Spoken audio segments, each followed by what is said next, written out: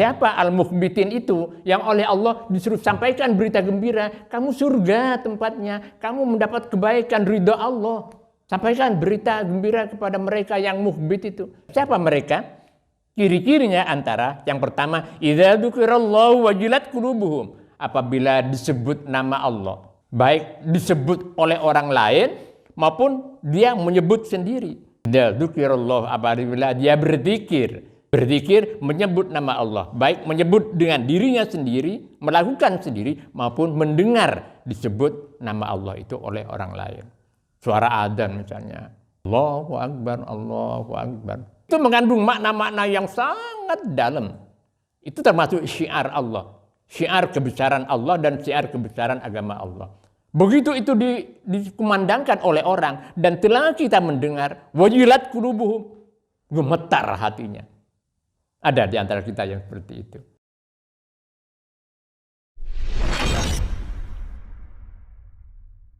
Bismillahirrahmanirrahim.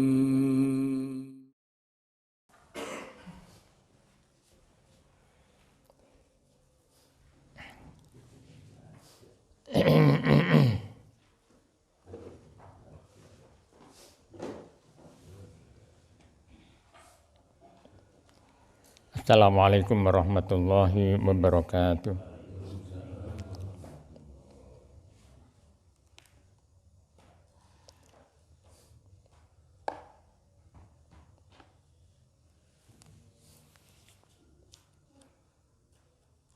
Tartil Al-Quranul Karim. Kita buka halaman 499. Halaman 499 surah Al-Jathiyah.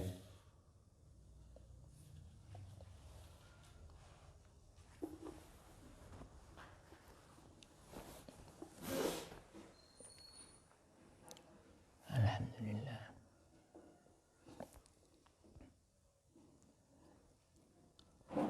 A'udzu billahi minasy syaithanir rajim.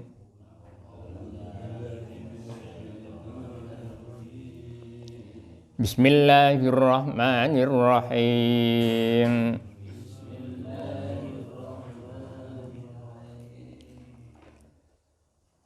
Hamim.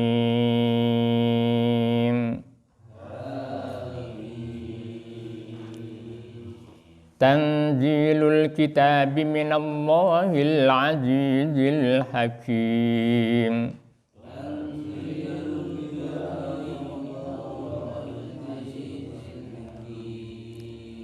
Inna fis samawati wal ardi la ayatin lil mu'minin.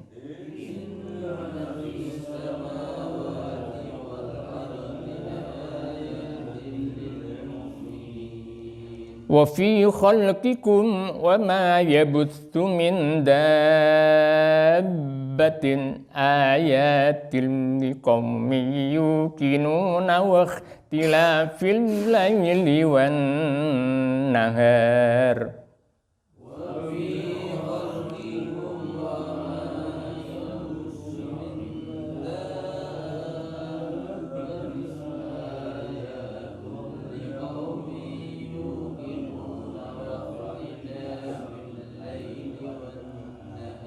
واختلاف الليل والنهار وما أنزل الله من السماء من رزق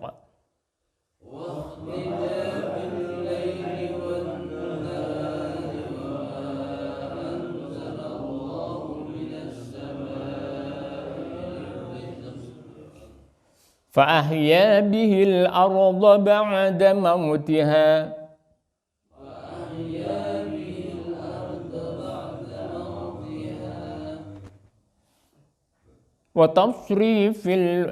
فأحيا به الأرض بعد موتها وتصريف الرياح آيات لقوم يعقلون.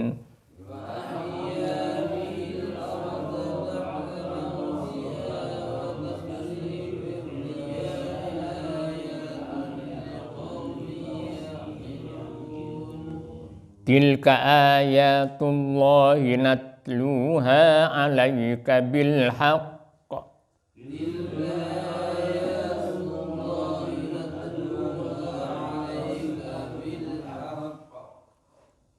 Fabi ayyi haditsin ba'dallahi wa ayatihi yu'minun.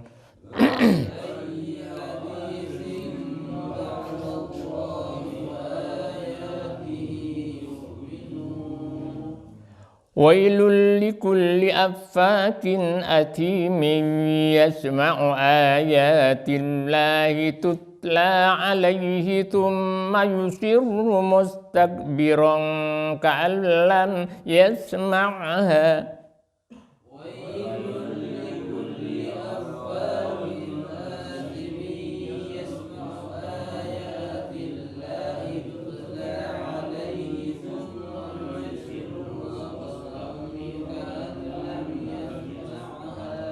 Fabashshirhu bi'adzabin alim.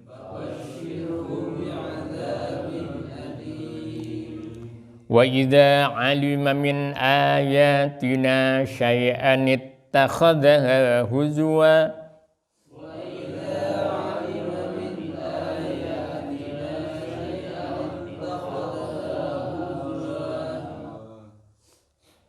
Kalau nunnya tidak dibaca, maka hamzahnya dihidupkan.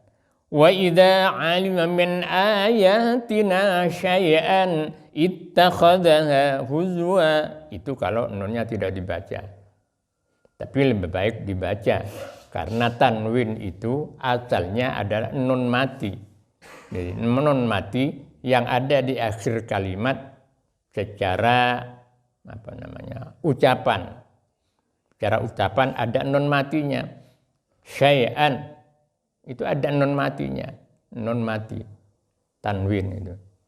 Kalau tanwin fathah, ya fathah. Begitu juga tanwin dhamma, tanwin kasroh, itu ada nun mati di belakang.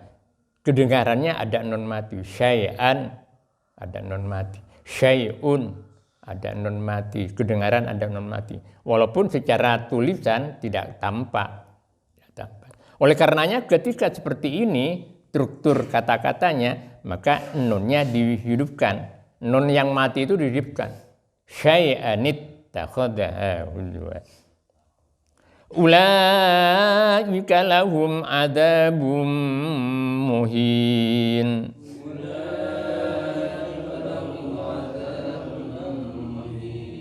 Min waraihim jahannam.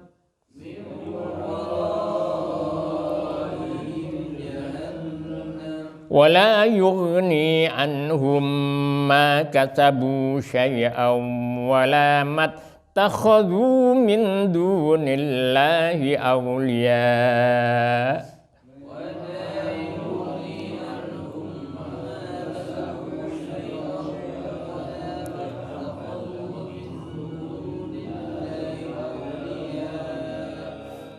Walahum adzabun 'adzim. Hadza huda walladzina kafaru biayati rabbihim lahum adzabum mir rijzin alim.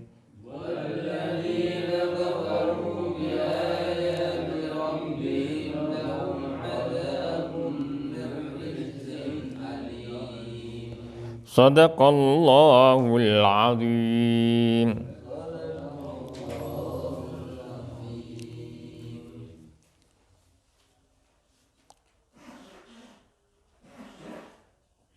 Tafsir Al-Quranul Karim. Kita buka halaman 336.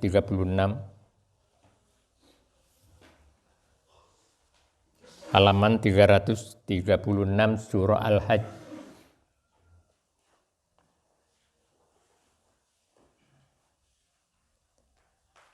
Ayat 34.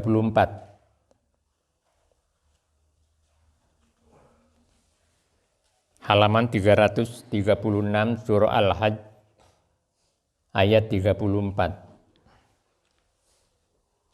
A'udzu billahi minasyaitonir rajim. Bismillahirrahmanirrahim. Alhamdulillahirabbil alamin. Wassalatu wassalamu ala asyrofil mursalin sayyidina Muhammad wa ala alihi wa sahbihi ajma'in. Amma ba'du. Fa inna asdaqal hadithi kitabullah wa khairal hadi hadi Muhammadin sallallahu alaihi wasallam wa syarrul umuri muhdatsatuha wa kullu muhdatsatin bid'ah wa kullu bid'atin dhalalah wa kullu dhalalatin finnar. A'udzu billahi minasy syaithanir rajim. Wa likulli ummatin ja'alna mansakan liyadhkuru ismallahi 'ala ma razaqahum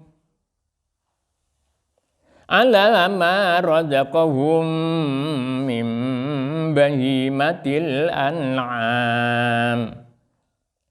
Fa ilahukum ilahum wahidum falahu aslimu wa basyiril mukhbitina alladzina idza dzukirallahu wajilat qulubuhum was-sabirina ala ma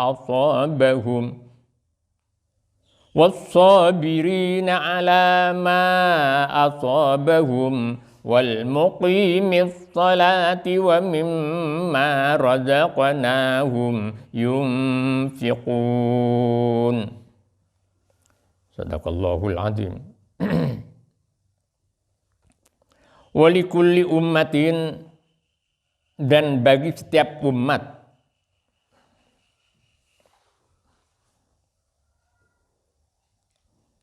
ja'alna mansakan, telah kami syariatkan kepada mereka mansakan, satu mansak.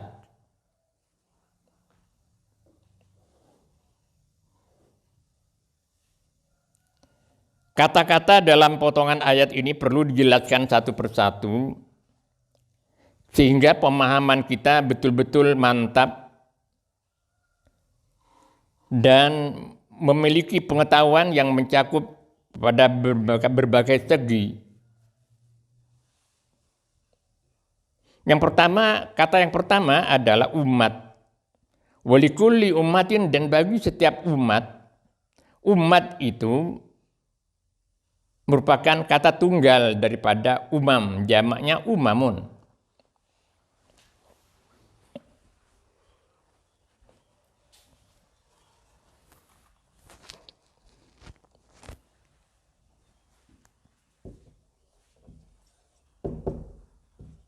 Ummatun, ini jamaknya umamun.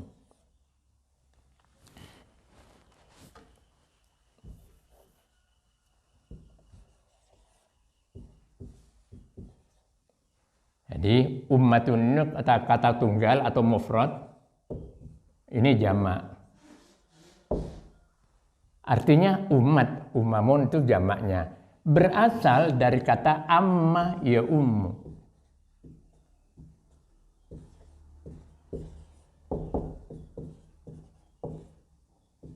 Amma ya ummu, yang memiliki arti ikutan atau yang diikuti. Kemudian menuju atau yang dituju.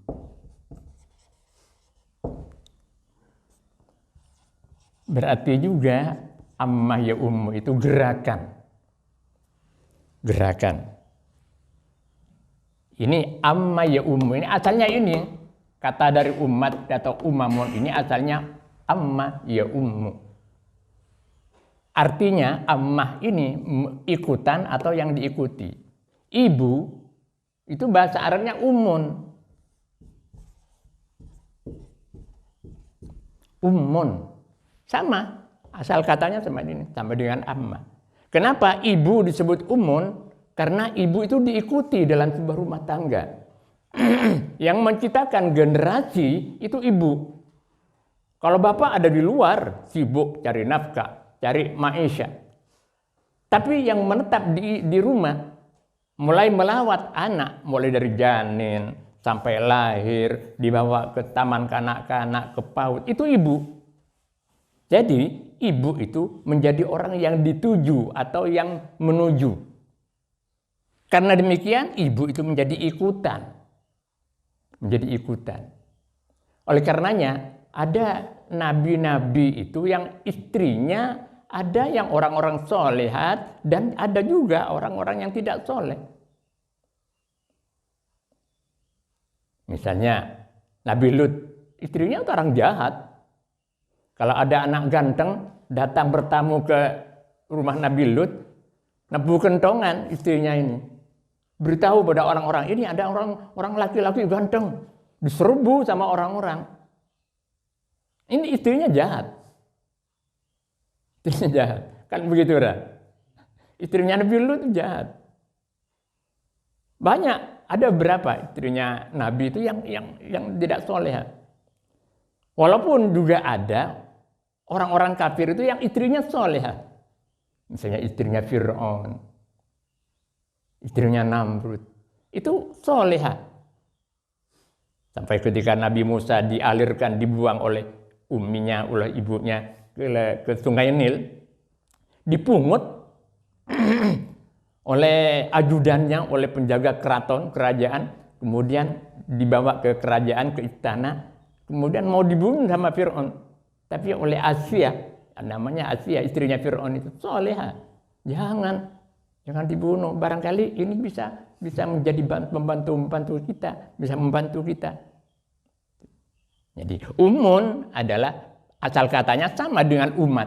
Umamun, umat sama dengan umun, ini asal katanya berasal dari amma ya ummu, yang artinya menjadi ikutan atau yang diikuti, menuju atau yang dituju atau gerakan. Imam asal katanya juga amma. Oleh karenanya dalam bahasa-bahasa fikih, amma itu mengimami. Ammal kaum, menjadi imam di tengah-tengah kaumnya. Jadi imam sholat itu adalah orang yang diikuti. Orang yang diikuti. Oleh karenanya orang yang diikuti harus tahu kondisi dan situasi orang yang mengikuti. Harus tahu. Artinya tidak boleh semau gue. Walaupun jadi imam, karena imam yang diikuti, maka harus tahu terhadap kondisi dan situasi makmumnya. Makmumnya di perkotaan misalnya, yang kerjanya mobilisasi, manusianya sangat padat. Kemudian jadi baca khutbahnya, kemudian panjang-panjang, ngimami dengan surat-surat yang panjang-panjang. Ya gerundel makmumnya. Kan makmumnya. Nah sekarang ini mobilisasi manusia walaupun di pedesaan sudah mulai padat, sudah mulai ya padat, sibuk. Pal. Jadi kalau khutbahnya panjang, igrunggung iban orang, gerundel orang-orang. Di Kalibaru begitu kan? Sekarang sudah banyak yang sudah pindah ke masjid-masjid yang tidak terjemah.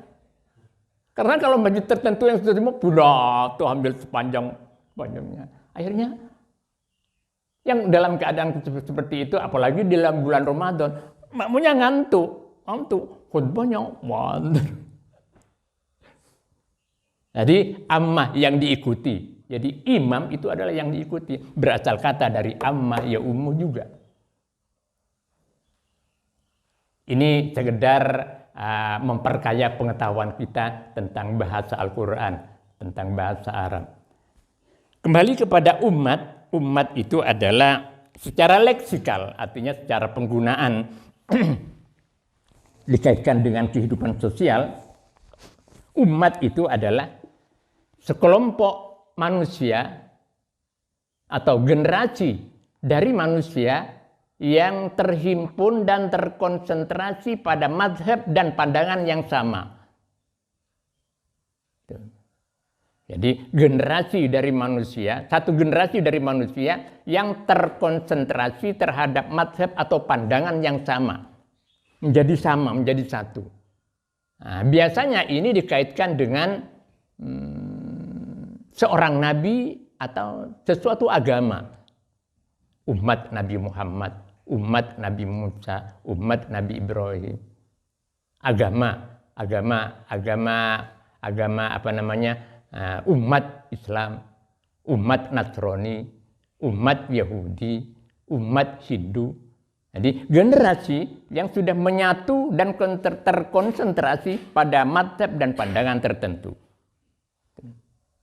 Jadi kalau negara, karena negara itu berbeda-beda, seperti Indonesia misalnya tidak bisa disebut umat Indonesia, tidak bisa. Tapi umat Islam karena menyatu dalam satu paham dan pandangan yang sama, maka generasi Islam ini disebut umat Islam, umat Nasrani, umat Yahudi, dan seterusnya, umat Hindu, seterusnya. Ini pemahaman tentang kata umat. Yang kedua, mansakan. Mansakan itu berasal dari kata nasaka, yang berarti menyembelih. Menyembelih. Kemarin saya sampaikan, ibadah-ibadah yang berkaitan dengan haji atau umroh tidak disebut sebagai ibadah umroh, tidak disebut sebagai ibadah haji. Misalnya ada penataran atau bimbingan, itu disebut bimbingan ibadah haji, enggak, tapi bimbingan manasik haji, bimbingan manasik umroh. Kenapa disebut seperti itu? Padahal arti nasakah itu menyembelih. Iya, karena ibadah umroh dan ibadah haji itu berkaitan dengan penyembelihan. Ada istilah dam kan, kita kenal istilah dam. Istilah dam itu sendiri berasal dari makna darah. Damun, darah. Kenapa disebut begitu? Ya, karena mengalirkan darah binatang ternak, unta maupun sapi maupun kambing, untuk dijadikan kurban, untuk dihajikan sebagai dam, dam di sini sudah lain maknanya. Jadi dam itu sebagaimana kita tahu ada dua macam, ada dam yang karena pelanggaran, ada dam karena pilihan. Orang yang berhaji dengan memilih tamattu itu bayar dam, kan begitu dah? Bayar dam, tapi ini bukan dam pelanggaran. Dam karena pilihan memilih jenis haji tamattu. Karena tamattu itu bersenang-senang. Nah, karena ada unsur ingin bersenang-senang supaya segera bebas dari situasi ihram, nah, kemudian pilih haji tamattu. Nah, pilihan itu kemudian terkena dam, bayar dam. Jadi mansakan adalah berasal dari kata nasaka yang berarti menyembelih. Dan ini bisa dibaca dengan dua bentuk, dua cara, mansakan atau mansikan. Walikulli ummatin ja'alna mansakan atau mansikan. Tapi walaupun sudah tahu ilmunya seperti itu, bisa dibaca dengan mansakan sin yang berfathah atau sin yang berkasrah. Kalau dalam ayat ini tidak boleh seenaknya. Kemudian dirubah mansikan, bingung semua, kok mansikan? Tuh. Bapak, walikulli ummatin ja'alna mansakan, dan bagi setiap umat, yang dimaksud di sini lebih khusus adalah umat yang beriman kepada Allah Subhanahu wa taala. Umat-umat terdahulu yang sudah beriman kepada Allah Subhanahu wa taala, ja'alna mansakan, kami syariatkan kepada mereka. Umat-umat terdahulu yang beriman itu umatnya Nabi Adam, umatnya Nabi Ibrahim, umatnya Nabi Nuh, umatnya siapa saja sampai kepada umat Nabi Muhammad SAW, Allah sudah mensyariatkan mansak. Ini pun juga dapat diartikan secara umum. Artinya Allah Subhanahu wa taala sejak Nabi Adam sampai kepada Nabi Muhammad ini telah mensyariatkan aturan-aturan agama. Aturan-aturan dan tuntunan-tuntunan agama yang harus dipedomani. Harus dijadikan pedoman. Ini pengertian umum. Pengertian khususnya bahwa Allah Subhanahu wa taala sejak Nabi Adam sudah mensyariatkan syariat kurban, penyembelihan binatang untuk sarana mendekatkan diri kepada Allah Subhanahu wa taala. Karena kurban itu sendiri berasal dari qoruba, aqaf, ro'ba, qoruba, dekat. Nah, kurban artinya sarana untuk mendekatkan diri kepada Allah Subhanahu wa taala lewat penyembelihan binatang. Dan itu sudah disyariatkan oleh Allah sejak dahulu kepada umat-umat kaum mukminin, mulai dari Nabi Adam dan seterusnya. Bahkan di dalam Al-Qur'an disebutkan pada masa Nabi Adam itu putra Nabi Adam ini sudah melaksanakan korban antara Habil dan Qabil. Yang diterima kurbannya Habil. Sedang yang Qabil, walaupun namanya Qabil itu diterima, tidak terima kurbannya karena tidak ikhlas ketika berkorban. Nah, sedang Habil sendiri pilih binatang yang baik, yang bagus, yang tidak punya cacat, disembelih ikhlas karena Allah. Nah, ini yang diterima oleh Allah Subhanahu wa taala. Nah, sedang Qabil dia berkorban karena iri saja pada Habil, akhirnya tidak diterima oleh Allah Subhanahu wa taala. Bahkan umat-umat di luar kaum mukminin pun juga sudah melaksanakan kurban itu. Sudah melaksanakan kurban itu. Misalnya di Mesir kuno, itu ada kurban. Anak yang paling cantik dikorbankan. Kemudian untuk Sungai Nil, dilemparkan ke Sungai Nil setelah disembelih. Di Kanaan juga begitu, di Irak.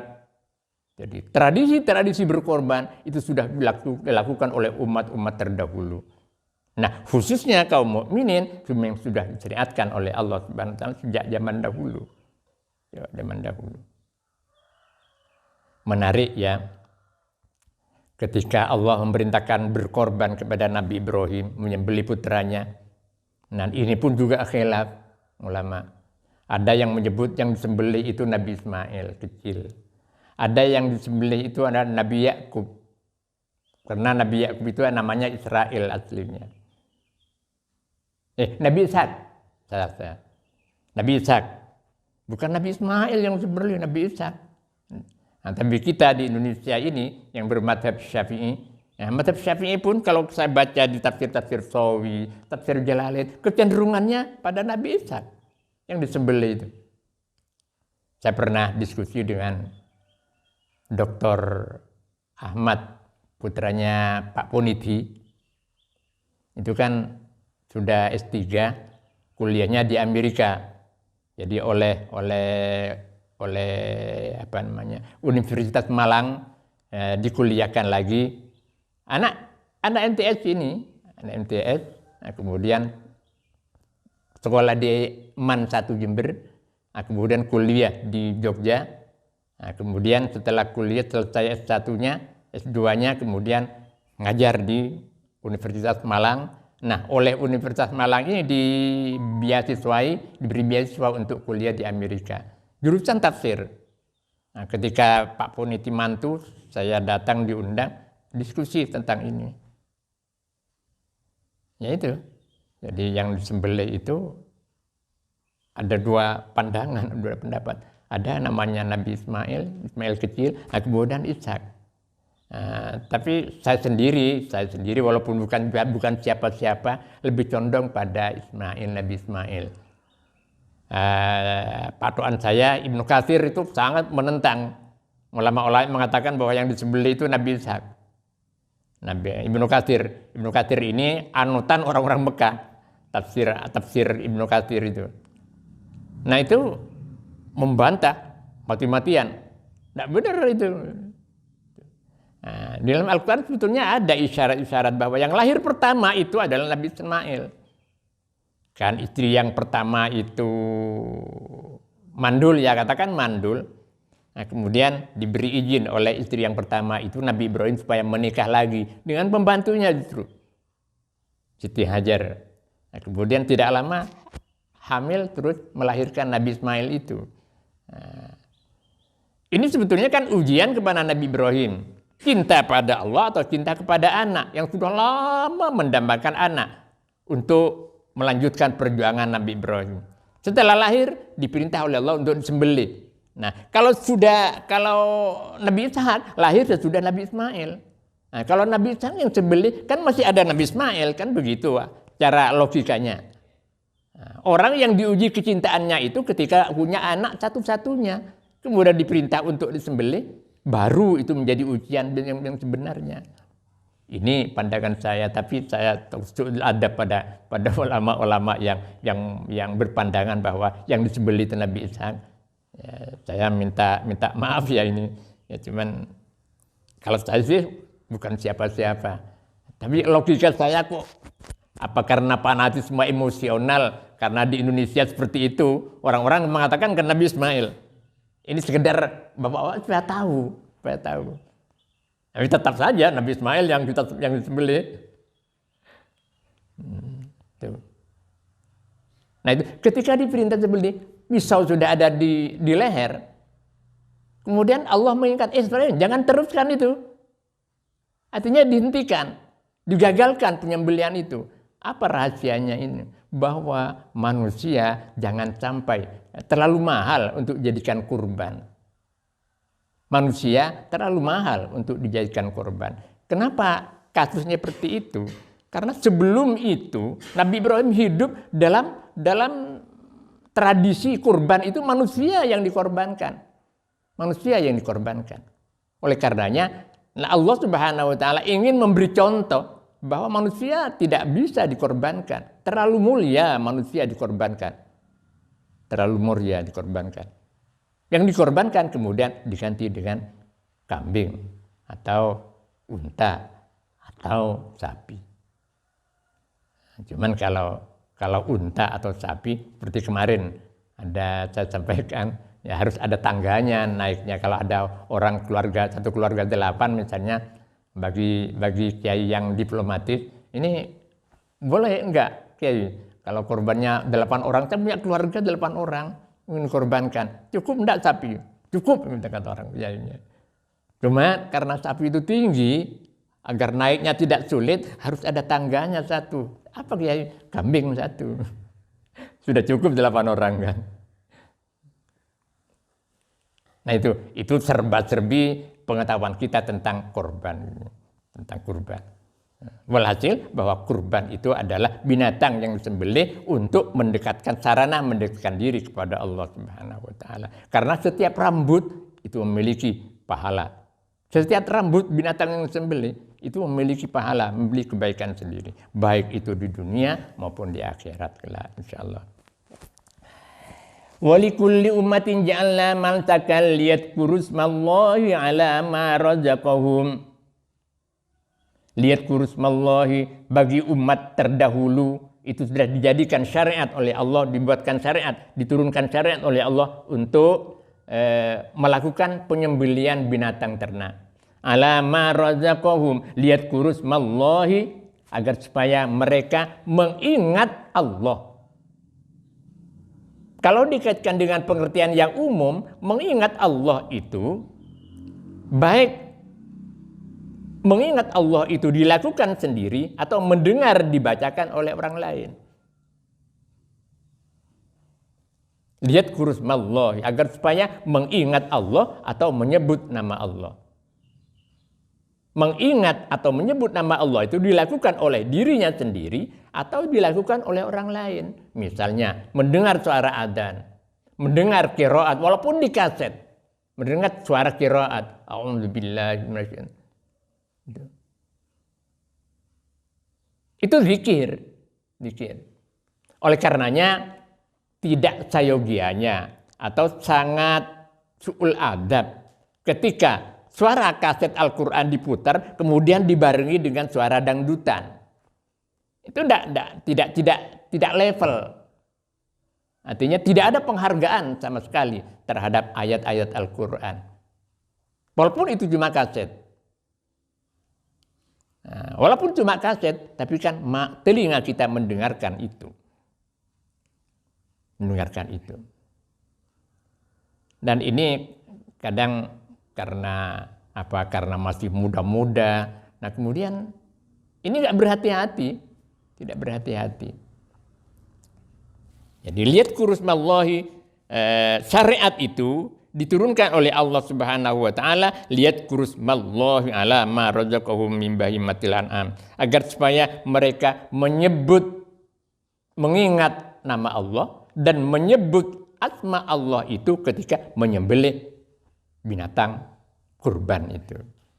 Jadi mengingat Allah, oh ya, ini rezeki yang diberikan oleh Allah Subhanahu wa taala. Saya harus ingat terhadap yang memberi rezeki ini.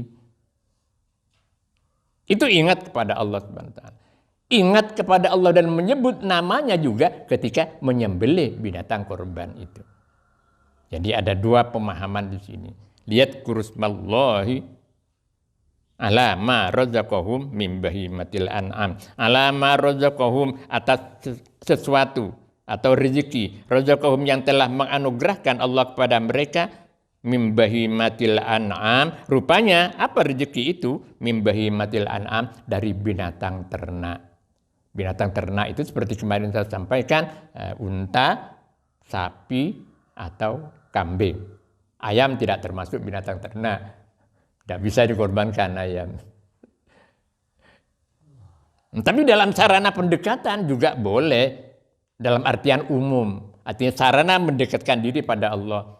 Nikah gula benih yang aniat korban. Gula yang pelan diandin aja. Gula sedekah mulai sampeli. Ini juga korban dalam pengertian lughatan. Tapi kalau dalam pengertian syariat tidak termasuk korban. Ini sarana untuk mendekatkan diri pada Allah Subhanahu wa taala. Wa ilahukum ilahum wahidun falahu aslimu, fa ilahukum, maka Tuhan kalian ilahu wahid, yaitu Tuhan yang maha esa, Tuhan yang satu, artinya Tuhan yang maha esa. Karena itu tata cara berkorban dan tempat penyembelihannya juga satu menurut aturan-aturan Allah dan aturan-aturan yang ditetapkan oleh Nabi. Kenapa ini perlu ditegaskan oleh Allah Subhanahu wa taala? Karena kebiasaan kaum musyrikin melakukan korban itu sesuai dengan jumlah berhala yang disembah. Jumlah berhala atau patung-patung yang dianut sebagai sesembahan oleh mereka. Jadi kalau patungnya ditaruh di sini, maka menyembelihnya di dekat patungnya itu, di dekat berhalanya itu. Nah, tapi Islam, begitu Nabi diutus, diangkat menjadi Rasul, disuruh tentukan tempat menyembelihnya di sini, kemudian binatangnya ini, dan seterusnya. Dan niatnya harus menyebut nama Allah. Yadkurusmallahi. Oleh karenanya di sini Allah menegaskan fa ilahukum ilahu wahid. Maka Tuhan kamu itu satu. Tuhan kamu itu esa. Oleh karenanya aturan-aturan yang berkaitan dengan binatang korban itu, dengan korban itu harus menurut aturan-aturan yang ditetapkan oleh Allah melalui nabinya, melalui rasulnya. Binatangnya, jenisnya ini, cara menyembelihnya seperti ini, menyebut nama Allah, kemudian waktu dan tempat menyembelihnya di sini. Nah, aturan-aturan itu sudah ditetapkan untuk binatang korban tanggal 10 hari nahar, tanggal 11, 12, dan 13 hari tasyrik. Di 4 hari ini waktu memotong binatang korban. Nah, kalau tempatnya, kalau di Mekah sana, di Mina kan dah ya, di Mina. Tidak disembelih di Mekahnya, tapi disembelih di Mina. Itu tempat. Jadi mansakan tempat penyembelihan binatang korban, mansikan binatang korbannya itu sendiri. Menarik untuk kita kaji struktur kata dalam potongan ayat ini. Wa ilahukum ilahu wahid falahu aslimu. Maka ini mendahulukan objek daripada subjek. Nah, yang biasa kan subjeknya dulu, baru objeknya disebutkan.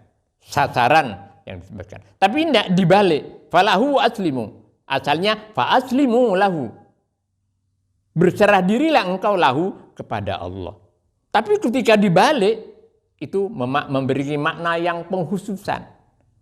Memberi makna khusus. Falahu aslimu, maka hanyalah kepada Allah aslimu, hendaklah kamu berserah diri. Bukan kepada yang lain.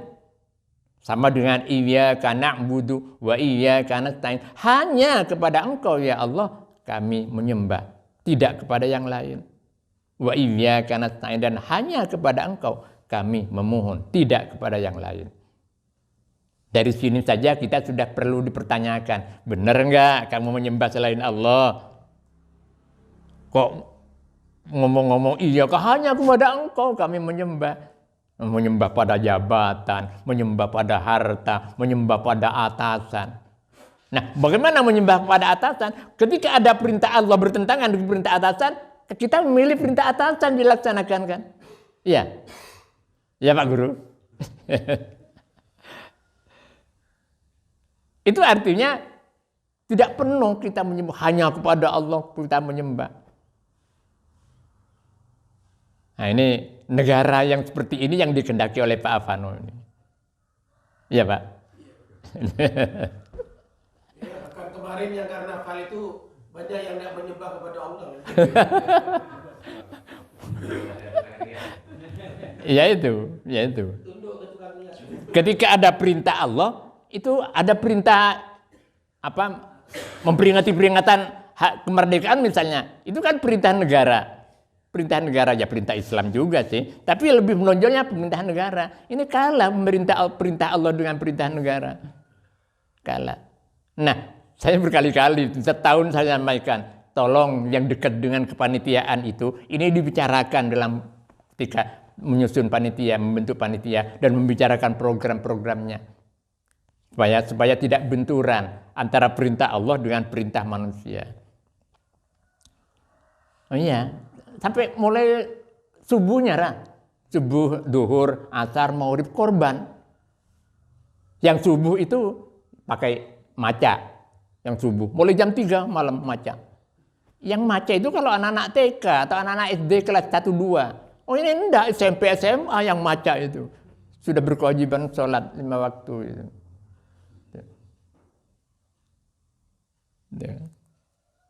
Jadi falahu aslimu, maka hanya kepadanya lah aslimu engkau berserah diri. Jadi Islam itu adalah orang yang berserah diri, pasrah, bongkoan kepada Allah Subhanahu wa taala. Nah, walaupun di antara manusia, di antara kita bermacam-macam, bertingkat-tingkat kepasrahannya kepada Allah Subhanahu wa taala. Yaitu Pak Vano, itu kan karena kelasnya saja. Ini kewajiban Pak Vano untuk menyampaikan bisik-bisik antara dari mulut ke mulut, ke depan begini. Nah, itu ganjaran pahala yang besar itu nanti. Siapa ini? Karena ke depan Pak Eko masih ada kesempatan untuk jadi ketua panitia di Banyuwangi. Oh iya. Kalau orang yang satu ini di pasar juga bisa ini sambil jualan dakwah ini. Ya, luar biasa memang. Cuma sering saya rem ini. Kalau tidak saya rem jadi negara Islam. Pinginnya jadi negara Islam ini. Kalau jadi negara Islam dulu kan sudah ada cita-cita seperti itu. Tapi yang di sana, yang di luar Jawa itu, saya berpisah tidak ikut negara merdeka. Saya berdirikan negara sendiri. Nah, daripada bentrok, akhirnya umat Islam mengalah. Mengorbankan 7 kalimat. 7 kalimat dalam Piagam Jakarta itu. Nah, itu riwayatnya. Ya, yang ada ini saja kita hormat, cuman kita amar ma'ruf nahi mungkar tetap kita lakukan. Gimana Pak Panu? Tahun 24 yang tidak seperti itu jangan dipilih gitu. Amin bagi. Ada Ya. istilah baru bagi amin. Oh, amin. Masuk itu. Baik, ini serba-serbi ya. Baik Bapak. Falahu aslimu wa basyiril mukhbitin, dan berilah berita gembira al-mukhbitin kepada orang yang mukhbit. Mukhbit itu berasal dari kata al-khabtu, khabata. Al-khabtu itu adalah dataran rendah yang ada di bumi ini. Jadi dataran rendah itu al-khabtu. Patron penggunaan kata ini dalam rangkaian kalimat ini, dalam rangkaian potongan ayat ini, bahwa orang yang melakukan itu, artinya melakukan syariat-syariat yang diturunkan oleh Allah Subhanahu wa taala, khususnya baik syariat yang bersifat ibadah yang umum maupun syariat tentang penyembelihan binatang korban, itu adalah orang-orang yang rendah hati. Sesuai dengan makna al-khobtu itu adalah dataran rendah di bumi ini. Nah, jadi ingin diselipkan di sini orang yang taat kepada Allah, baik taat dalam artian melaksanakan ibadah secara umum maupun taat dalam artian melaksanakan perintah penyembelihan korban, itu adalah orang yang mukhbit, orang yang rendah hati, tulus, ikhlas. Jadi hatinya rendah, bukan rendah diri ya. Kalau rendah diri itu minder, tidak boleh. Kaum muslimin itu minder, tidak boleh.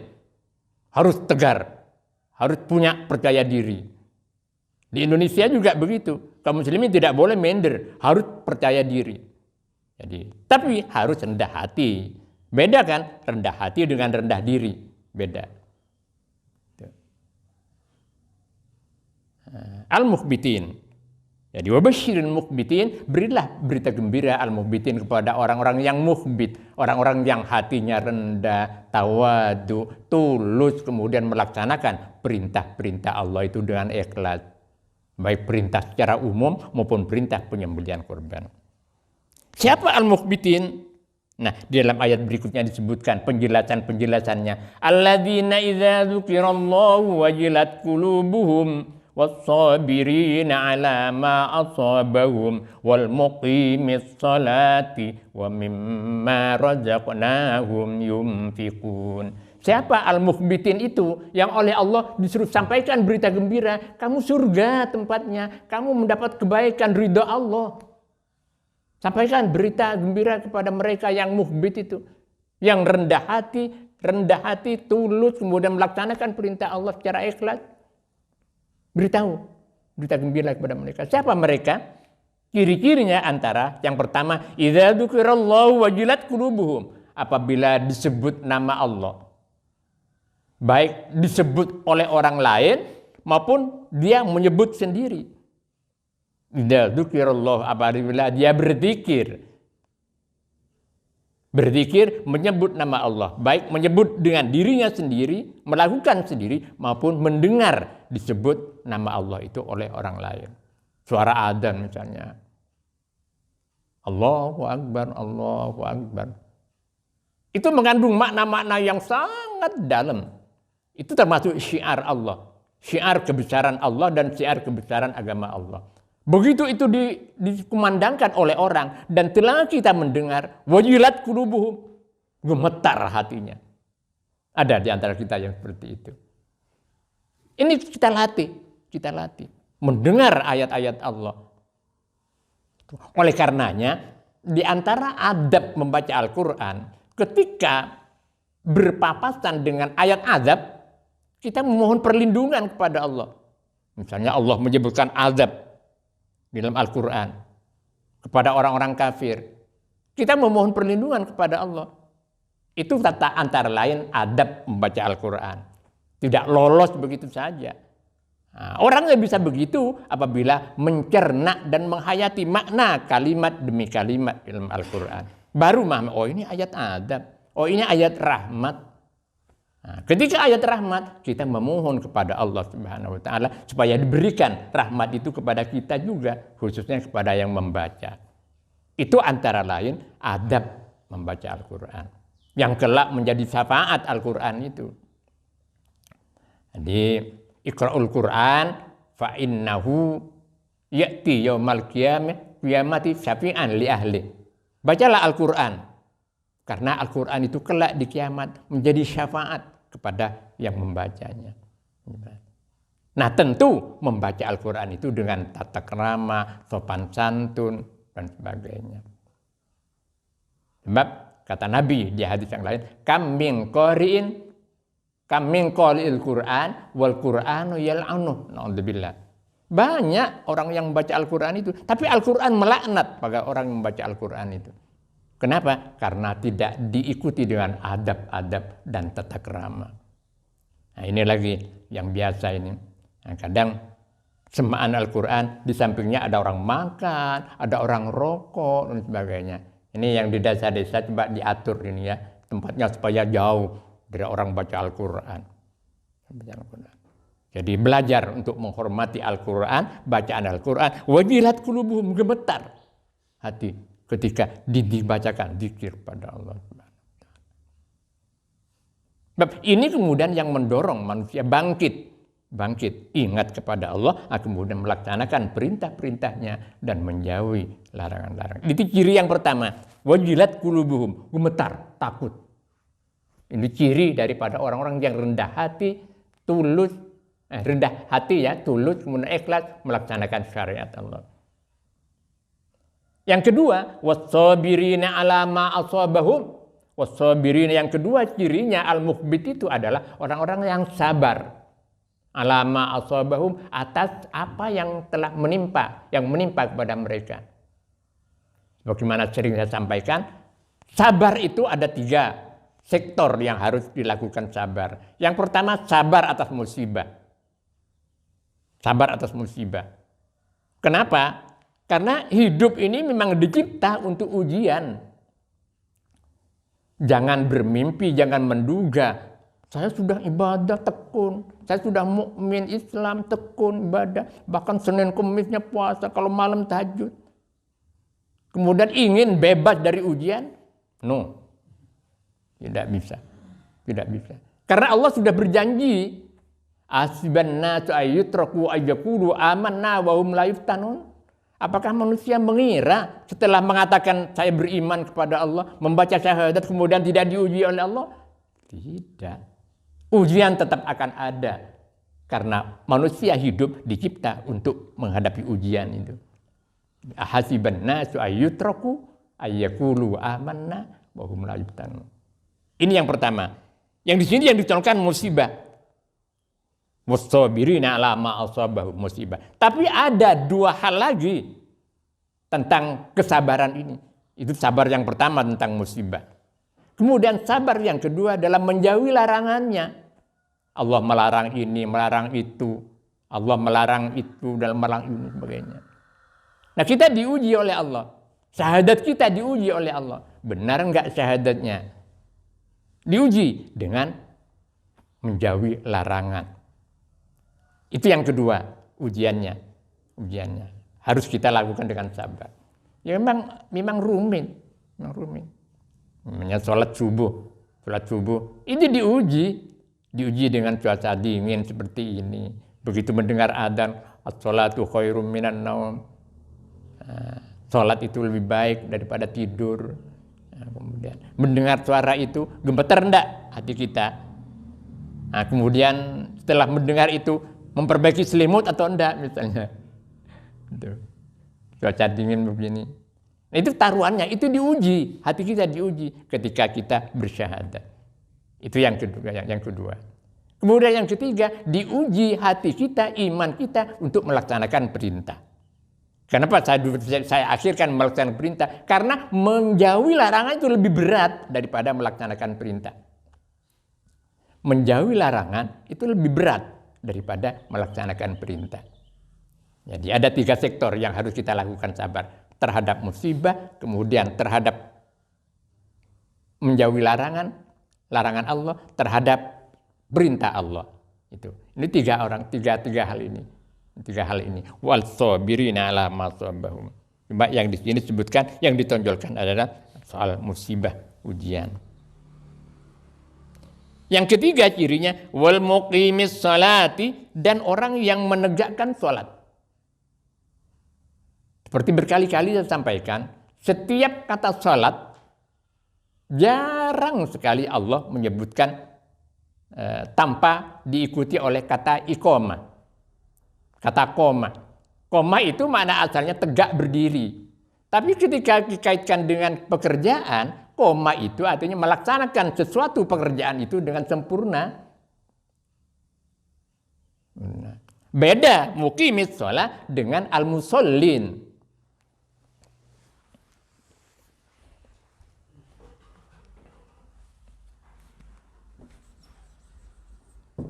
Muqimus sholat. Muqimis shalah. Beda dengan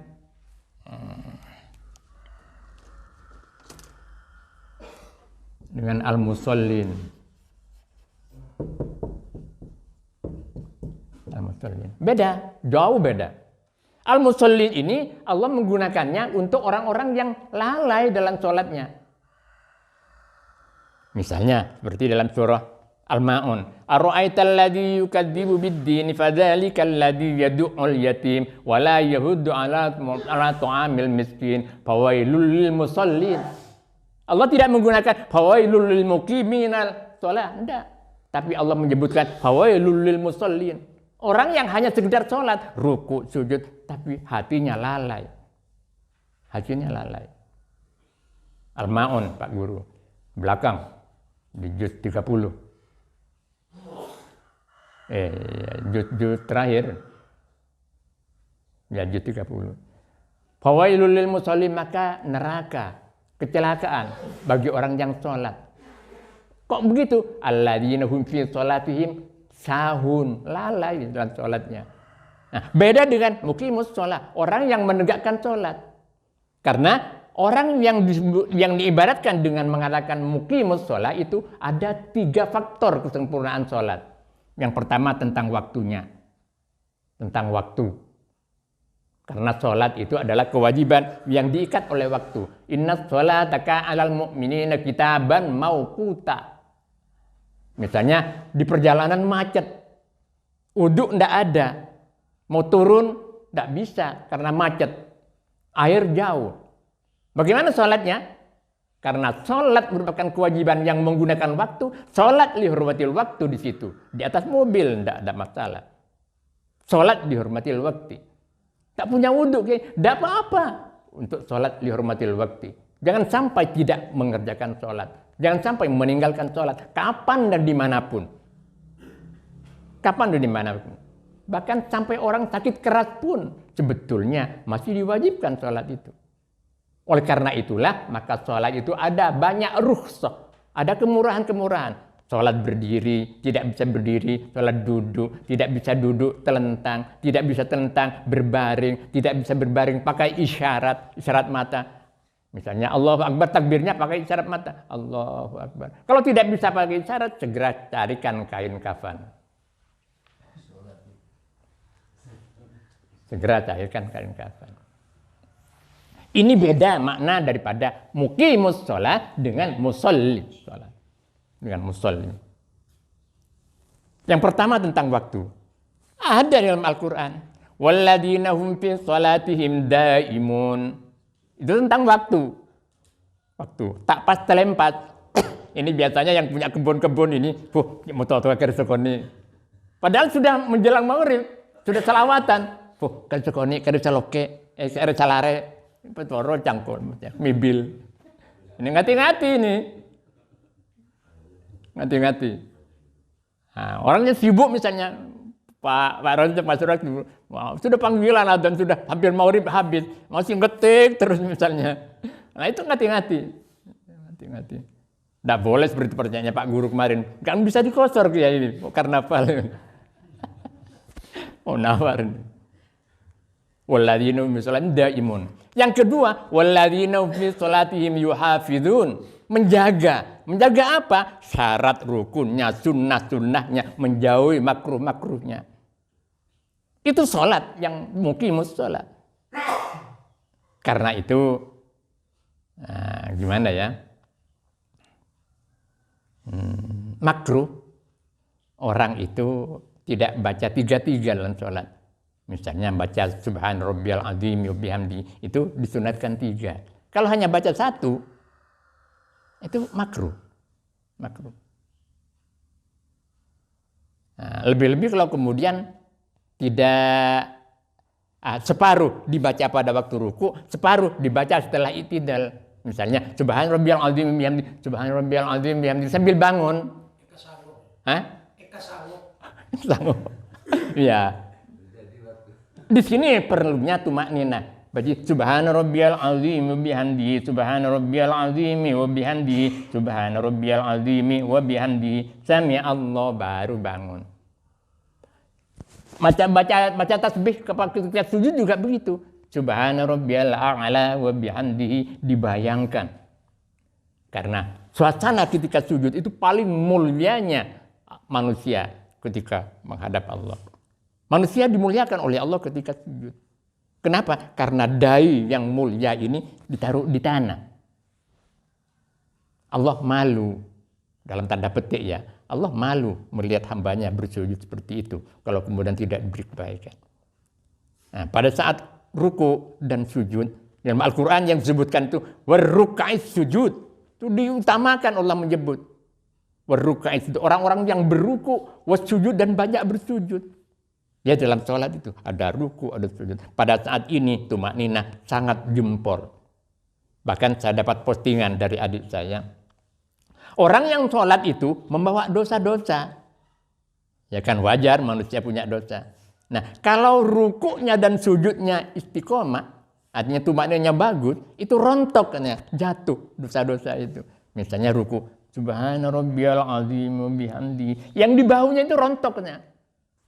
Begitu juga ketika sujud.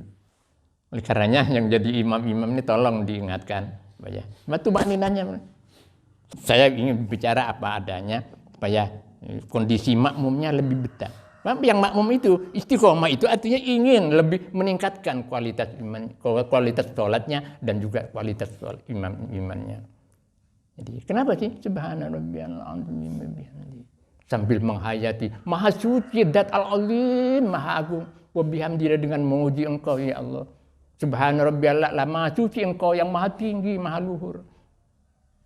Jadi betul-betul nyeresep kebun-bunan ke dalam hati sehingga membawa dampak terhadap kehidupan. Kalau subhana rabbiyal a'la lebih dari 3. Kalau subhana rabbiyal a'la lebih dari 3 sujudnya. Dibaca lebih dari 3 kali. Kalau makmum, kalau imam jangan sembrono, 3 aja cukup. Karena yang 3 itu yang dianjurkan oleh Nabi. Contoh Nabi seperti itu. Kecuali sholat sendirian, itu ambil sebanyak mungkin, tidak apa-apa waktu sujud itu. Kalau saya sholat di masjid itu, sujud terakhir, saya 7 kali baca subhan rabbiyal a'la bihamdihi. Karena sudah tidak ada rukun lagi. Kan akan menghadapi salam kan. Jadi saya tambah sendiri. Sholat yang nyicir dari imam itu kalau 2 pekerjaan yang fi'li ya, yang perbuatan. Rukun sholat itu kan ada yang bacaan, berupa bacaan, dan ada yang berupa pekerjaan. Nah, meninggalkan makmum, imam, artinya tidak nututi imam sampai lebih dari 2 rukun yang fi'li ya, pekerjaan, itu batal sholatnya makmum itu tadi. Nah, kalau misalnya sujud terakhir kan sudah tinggal rukun bacaan, tahiyat akhir itu kan rukun bacaan, salam dia rukun bacaan juga. Saya masih nutut untuk mengikuti imam. Bapak juga begitu. Kalau sujud terakhir, karena sujud itu masya Allah, subhana rabbiyal a'la bihamdi, apalagi dihayati betul. Wal muqimis shalah, itu ciri yang ketiga. Yang keempat, ini wa mimma razaqnahum yunfikun, dan sebagian dari apa yang telah kami rezekikan, yunfikun, mereka menafkahkan. Dalam Al-Quran Allah selalu menggandeng sholat dengan infak. Selalu menggandeng ini. Coba bisa diperiksa. Di dalam Al-Quran, ayat-ayat itu, ketika Allah menyebut sholat, selalu digandeng dengan infak, harta. Artinya apa? Pengaruh sholat harus berdampak suka ringan tangan. Suka berinfak. Wa mimma razaqnahum yunfikun. Ini sebetulnya bahasannya panjang sekali ini. Nah, ciri-ciri ini kalau kemudian kita perlukan. Tapi baik, kita akhiri sampai di sini saja. Tapi saya berjanji untuk akan datang ciri daripada al-mukhbitin ini kita kupas seluas-luasnya. Karena banyak sekali kandungan-kandungan yang harus kita kupas sehingga pengetahuan kita tentang agama kita menjadi lebih lengkap. Dan bersamaan dengan hidayah Allah juga kita mohon agar supaya kita bisa melaksanakan apa yang sudah kita ketahui. Wallahu a'lam bishawab.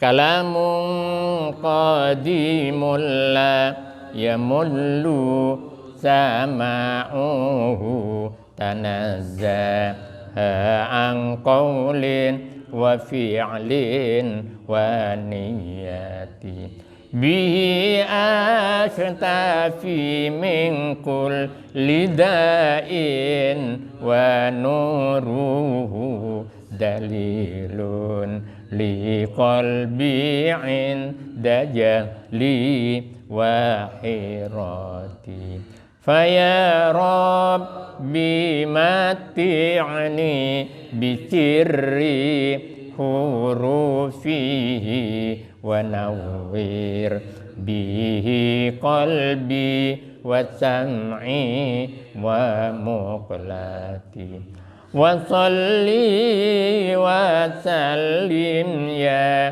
ilahi ala nabi wa alin wa ashabin bihim nil tubuyati wa ya rabbi zidni bihi ilman wa hikmatan bijahin nabi man ja'ana bil hidayati wa ya rabbi waffiqni bitaqwa ya Allah fa ya rabbi irhamni bihusni khatimati alaihi salatullahi summa salamuhu wa alin wa ashabin bihim nil tuhajati. Al-Fatihah. Bismillahirrahmanirrahim. Alhamdulillah. Ar-Rahmanirrahim. Maliki yaumiddin. Iyyaka na'budu wa iyyaka nasta'in. Ihdinas siratal mustaqim. Siratal ladzina an'amta 'alaihim ghairil maghdubi 'alaihim waladdallin. Alhamdulillah.